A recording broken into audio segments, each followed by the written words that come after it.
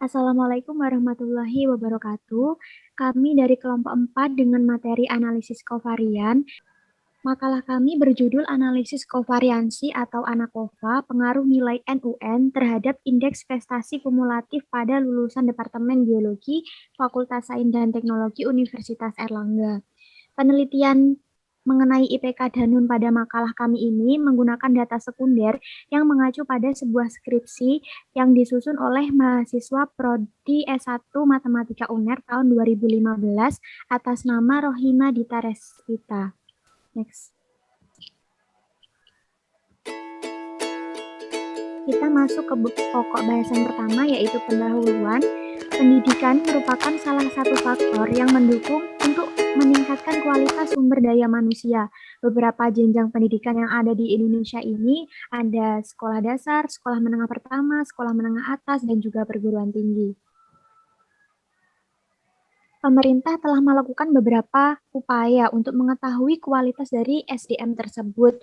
Yang pertama, dengan melakukan ujian nasional contohnya. Ujian nasional ini bertujuan untuk mengevaluasi hasil akhir kemampuan siswa di bidang akademik yang digunakan untuk menentukan kelulusan siswa itu sendiri dan juga sebagai salah satu syarat seleksi masuk perguruan tinggi. Pada tingkat perguruan tinggi, hasil akhir evaluasi mahasiswa itu dilihat dari indeks prestasi kumulatif atau IPK yang berkisar antara 0 sampai 4 dan merupakan salah satu indikator keberhasilan proses belajar mengajar. Next. Menurut Direktur Jenderal Pendidikan Tinggi Satrio Sumantri Bojonegoro, periode 99 sampai 2007 pada umumnya sebuah perusahaan itu menginginkan lulusan yang memiliki kemampuan kognitif berupa IPK yang tinggi, serta memiliki soft skill yang dibutuhkan di perusahaan itu, seperti motivasi yang tinggi, kemampuan beradaptasi dengan perubahan, kompetensi interpersonal, dan orientasi nilai yang menunjukkan kinerja yang efektif. Dengan kata lain, kemampuan kognitif atau hard skill saja itu tidak cukup memadai untuk memenuhi ketuntutan perusahaan, namun perlu diimbangi juga dengan soft skill agar dapat terbentuk kompetensi dan kemampuan yang terintegrasi, dikutip dari Depdiknas 2007. Next. Nah, lulusan sebuah universitas itu diharapkan memiliki IPK yang tinggi dan juga soft skill yang seimbang. Salah satu keberhasilan lulusan sebuah universitas itu dilihat dari IPK-nya. Tingkat keberhasilan lulusan ini dapat dianalisis dengan metode statistika. Salah satunya adalah model analisis covariance pada makalah kami. Next. Rumusan masalah pada makalah kami ini ada dua. Yang pertama, bagaimana model ANAKOVA pada data IPK, NUN, dan program studi Departemen Biologi lulusan FST Universitas Erlangga. Dan yang kedua ada bagaimana pengaruh program studi dan NUN terhadap IPK lulusan Departemen Biologi FST Universitas Erlangga. Next. Untuk tujuan sendiri, yang pertama adalah menentukan model ANAKOVA pada data IPK, NUN, dan program studi lulusan Departemen Biologi FSTUA.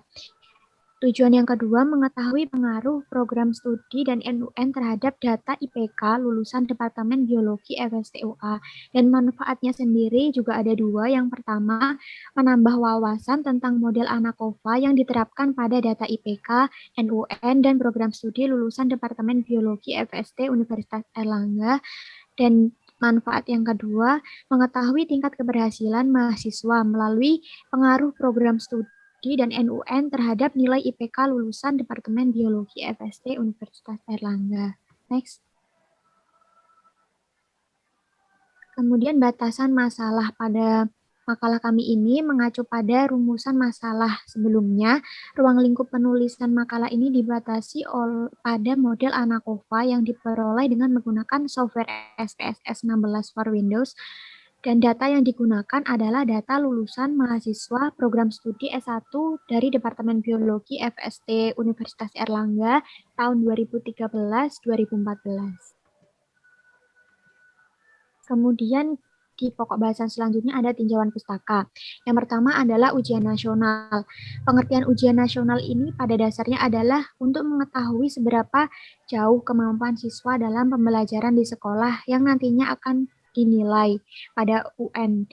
Pasal 3 dalam peraturan ini itu menjelaskan bahwa hasil ujian nasional ini dapat digunakan untuk 4 hal. Yang pertama, untuk pemetaan mutu satuan atau program pendidikan. Yang kedua, sebagai dasar seleksi masuk jenjang pendidikan berikutnya. Yang ketiga, sebagai penentu kelulusan siswa dari program dan atau satuan pendidikan. Dan yang keempat, sebagai pembinaan dan pemberian bantuan kepada satuan pendidikan dalam upaya peningkatan mutu pendidikan, dikutip dari Depdiknas 2008. Next. Kemudian ada IPK atau Indeks Prestasi Kumulatif. Nah, pada tingkat perguruan tinggi, kualitas pendidikan seorang mahasiswa itu dilihat dari IPK-nya. Dan IPK ini memang merupakan salah satu ukuran keberhasilan mahasiswa yang dihitung mulai masa awal studi semester sampai semester terakhir. Nah, dalam buku Pedoman Pendidikan Universitas Erlangga tahun 2009 sampai 2010, rumus IPK ini adalah sebagai berikut. Ini ada sigma K besar K kecil kali N besar per sigma K besar K kecil. Nah, K besar K kecil ini adalah jumlah sistem kredit semester atau SKS mata kuliah yang pernah diambil sejak awal sampai akhir semester mahasiswa yang bersangkutan tanpa nilai gagal atau tanpa nilai dengan huruf E. Sedangkan N besar ini adalah nilai bobot masing-masing mata kuliah. Next. Nah, di Departemen Biologi Fakultas Sains dan Teknologi ini menaungi 2 program studi S1. Yang pertama ada Prodi S1 Biologi dan Prodi S1 Teknologi Lingkungan. Prodi S1 Biologi ini merupakan memiliki kompetensi utama, diharapkan memiliki kompetensi utama, mampu melaksanakan penelitian ilmiah yang bermutu dan bermanfaat bagi perkembangan biologi serta memberikan solusi khususnya masalah biologi lingkungan, reproduksi, mikroba, molekuler, dan kultur jaringan. Sedangkan pada Prodi S1 Teknologi Lingkungan ini diharapkan memiliki dasar pengetahuan yang kuat di bidang ilmu dan teknologi lingkungan, memiliki kemampuan menerapkan ilmu dan teknologi lingkungan untuk menyelesaikan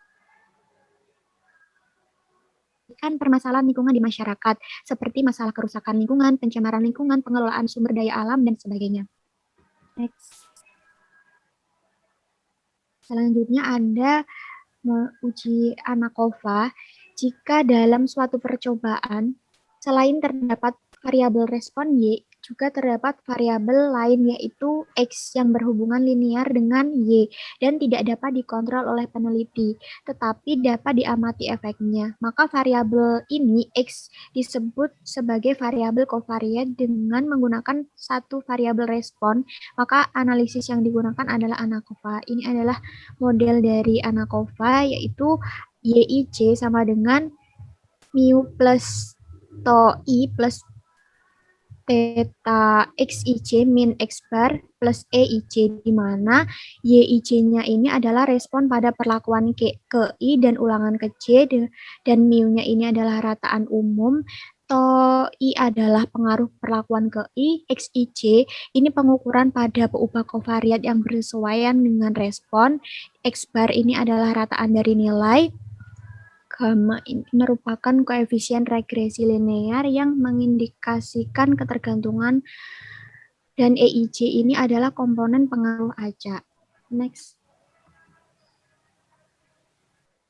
Nah, asumsi-asumsi dalam uji ANACOVA ini yang pertama mempunyai sifat aditif, yaitu variabel respon merupakan penjumlahan dari variabel faktor dengan variabel kovariatnya. Kemudian errornya atau galat itu identik dan berdistribusi normal. Kemudian homogen dalam varians, hubungan antara Y dan X ini linear, tidak sama dengan 0, yaitu variabilitas keragaman Y di sekitar rata-rata yang dapat dijelaskan oleh X besar, jadi kontribusi X terhadap variabel respon Y cukup besar. Kemudian variabel kovariat tidak dipengaruhi oleh perlakuan yang dikenakan dalam kelompok. Hal ini disebabkan karena variabel covariate sebagai variabel bebasnya, dikutip dari Montgomery 1990. Baik teman-teman, di sini saya akan melanjutkan. Saya akan menjelaskan tentang asumsi uji dari ANACOVA. Yang pertama adalah uji normalitas. Uji normalitas ini bertujuan untuk mengetahui apakah galat dari data sudah berdistribusi normal. Pada penelitian ini, kita menggunakan uji Kolmogorov-Smirnov. Yang kedua adalah uji homogenitas. Uji homogenitas ini bertujuan untuk mengetahui apakah variansi data sudah homogen. Kemudian yang ketiga, uji linearitas. Uji linearitas ini digunakan untuk menguji apakah variabel X dan variabel Y sudah mempunyai hubungan yang linier. Kemudian yang keempat adalah uji korelasi. Uji korelasi ini bertujuan untuk mengetahui apakah variabel X dan variabel Y memiliki hubungan korelasi. Untuk menguji korelasi ini, kita menggunakan uji Pearson. Selanjutnya adalah metode penelitian. Di sini ada jenis penelitian dan sumber data.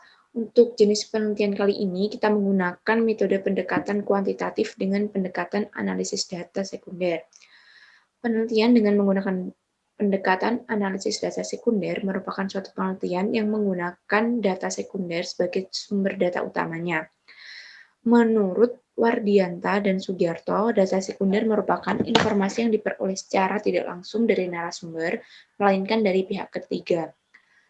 Untuk data sekunder dari penelitian ini, kita menggunakan data skripsi dari mahasiswa Biologi Universitas Airlangga yang berjudul Model Analisis Kovariansi Indeks Prestasi Kumulatif lulusan Fakultas Sains dan Teknologi Universitas Airlangga. Selanjutnya ada populasi dan sampel dari data ini. Untuk populasinya sendiri merupakan lulusan Departemen Biologi Fakultas Sains dan Teknologi Universitas Airlangga pada tahun 2013-2014. Sedangkan untuk sampelnya adalah 124 orang, di mana 88 merupakan lulusan prodi biologi dan 36 merupakan prodi teknik lingkungan. Selanjutnya di sini ada variabel penelitian. Dalam variabel penelitian ini terdapat dua variabel, yaitu variabel dependen dan variabel independen. Untuk variabel dependennya sendiri, yang merupakan variabel dependen adalah nilai IPK. Sedangkan untuk variabel independen, di sini terdapat dua variabel, yaitu variabel X1 yang bersifat kategorik dan variabel X2 bersifat kontinum. Yang pertama, variabel X1 yang bersifat kategorik, yaitu ada prodi biologi dengan kode 1 dan prodi teknik lingkungan dengan kode 2. Kemudian untuk variabel yang kontinum atau variabel X2 yaitu nilai NUN. Selanjutnya untuk analisis data, langkah pertama kita akan melakukan uji asumsi pada galat dengan melakukan uji normalitas dan uji homogenitas.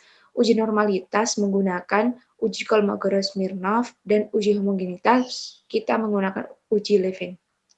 Kemudian yang kedua, kita menguji asumsi ANACOVA dengan melakukan uji korelasi dan uji linearitas. Setelah keempat asumsi ini sudah terpenuhi, maka kita bisa melanjutkan uji ANACOVA, yaitu untuk menguji apakah nilai NUN berpengaruh terhadap nilai IPK mahasiswa lulusan Departemen Biologi FST Universitas Airlangga. Selanjutnya adalah hasil dan pembahasan. Next. Di hasil dan pembahasan ini kita akan membahas dua pokok bahasan, yaitu data penelitian dan analisis data.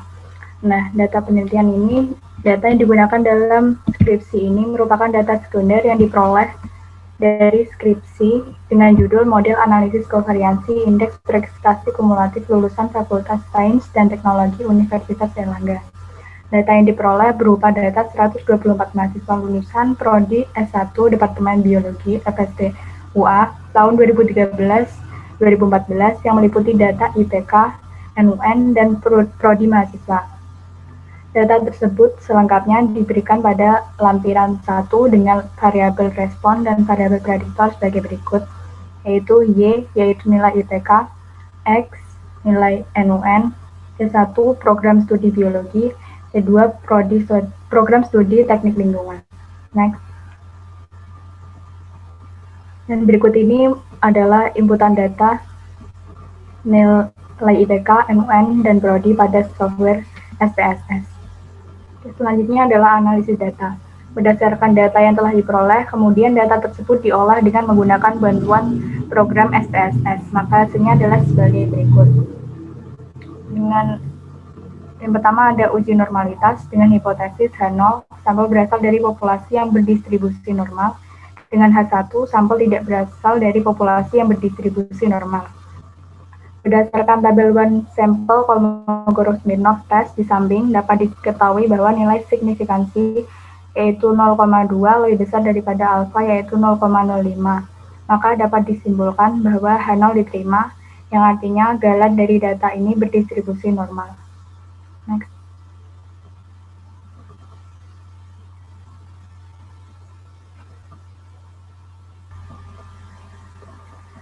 Selanjutnya adalah uji homogenitas dengan hipotesis yaitu H0 data homogen, H1 data tidak homogen. Berdasarkan tabel Leibniz test di samping dapat diketahui bahwa nilai signifikansi yaitu 0,464 yang lebih besar daripada taraf signifikan yaitu 0,05. Maka berdasarkan hasil ini dapat disimpulkan bahwa H0 diterima. Artinya varian antar kelompok adalah sama. Karena varian antar kelompok adalah sama, maka dapat diketahui bahwa kelompok yang kita uji adalah homogen. Selanjutnya adalah uji linearitas. Dengan hipotesis yaitu H0 hubungan kedua variabel adalah linear, H1 hubungan kedua variabel tidak linear. Dari tabel di atas, merupakan uji linearitas antara variabel MUN terhadap IPK. Dari tabel tersebut dapat diketahui bahwa nilai uji F, deviation from linearity, adalah sebesar 1,135 dengan nilai signifikansi sebesar 0,365 yang lebih besar daripada taraf signifikan yaitu 0,05. Maka H0 diterima. Artinya hubungan antara kedua variabel adalah linear sehingga disimpulkan telah memenuhi asumsi linearitas. Selanjutnya adalah uji korelasi dengan hipotesis H0 tidak ada korelasi antara X dan Y dan H1 ada korelasi antara X dan Y. Berdasarkan tabel di atas dapat diketahui bahwa nilai signifikansi antara IPK dengan MUN adalah 0,022 yang lebih kecil daripada taraf signifikan yaitu 0,05. Sehingga H0 ditolak. Kesimpulannya adalah Rho tidak sama dengan 0 yang berarti bahwa ada hubungan atau korelasi antara NUN terhadap IPK lulusan Departemen Biologi FST UA. Selanjutnya adalah analisis kovariansi. Dengan hipotesis pertama yaitu H0 tidak ada pengaruh program studi terhadap nilai IPK mahasiswa lulusan Departemen Biologi FST UA. Dengan H1 ada, yaitu ada pengaruh program studi terhadap nilai IPK mahasiswa lulusan Departemen Biologi FST UA. Hipotesis yang kedua adalah H0 tidak ada pengaruh nilai MUN terhadap nilai IPK mahasiswa lulusan Departemen Biologi FST UA. Dengan H1 adalah ada pengaruh nilai MUN terhadap nilai IPK mahasiswa lulusan Departemen Biologi FST UA. Next. Di sini adalah ada tabel deskriptif statistik. Dari hasil tersebut dapat diketahui bahwa rata-rata IPK dari lulusan mahasiswa di dua program studi Departemen Biologi FST UA menunjukkan nilai yang lebih besar daripada 3. Yang hal ini berarti bahwa rata-rata IPK di kedua program studi tersebut berada pada tingkat yang sangat memuaskan dan dapat dikatakan merata. Nah.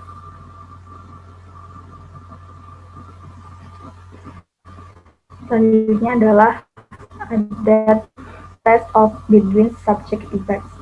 Berdasarkan tabel tersebut dapat diketahui bahwa hasil uji F dari kedua program studi menunjukkan nilai sebesar 2,981 dengan signifikansi sebesar 0,087. Karena nilai signifikansinya lebih besar daripada taraf signifikan yaitu 0,05, maka dapat disimpulkan bahwa tidak terdapat pengaruh program studi terhadap nilai IPK mahasiswa lulusan Biologi FST UA. Kemudian dapat diketahui juga bahwa hasil uji F dari nilai MUN dari lulusan tersebut sebesar 5,615 dengan signifikansi sebesar 0,019. Karena nilai signifikansinya lebih kecil daripada taraf signifikan yaitu 0,05, maka H0 ditolak. Yang artinya terdapat pengaruh nilai MUN terhadap nilai IPK mahasiswa lulusan Departemen Biologi FSTUA.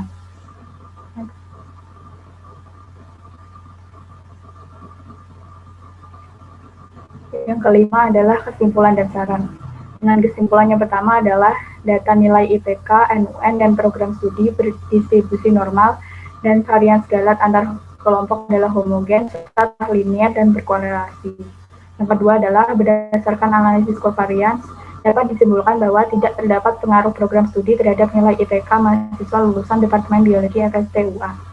Yang ketiga adalah berdasarkan analisis covariansi, dapat disimpulkan bahwa terdapat pengaruh nilai MUN terhadap nilai IPK mahasiswa lulusan Departemen Biologi FSTUA. Next. Selanjutnya adalah saran. Yang pertama, kami menyarankan untuk kelengkapan hasil rekap data serta pembaruan data kemahasiswaan sebaiknya lebih ditingkatkan guna kelengkapan informasi yang dibutuhkan.